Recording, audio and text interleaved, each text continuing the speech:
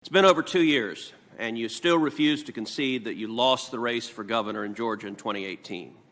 You have said that, quote, you do not concede that the process was proper, and that, quote, they stole it from the voters of Georgia. Yes or no, today, do you still maintain that the 2018 Georgia election was stolen?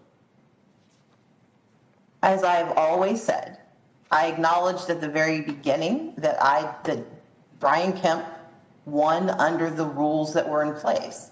What I object to are rules that permitted thousands of Georgia voters to be denied their participation in this election or to have their votes cast out. And so I will continue to disagree with the system until it is fixed. We have seen marked progress made, and unfortunately it was undone in SB 202.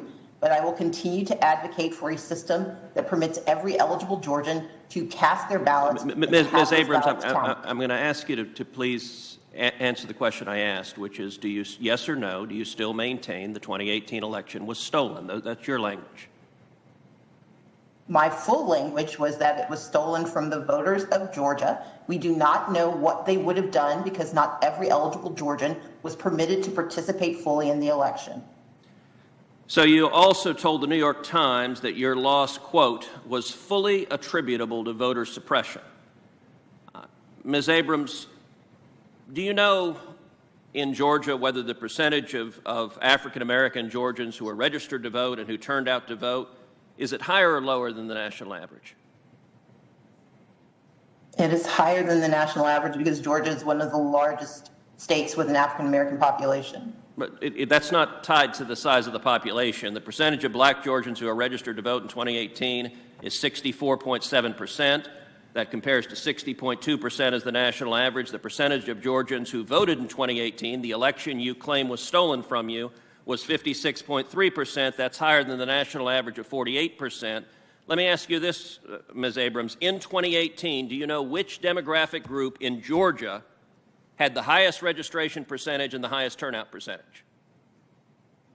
I have a guess, but I will defer to you for the answer.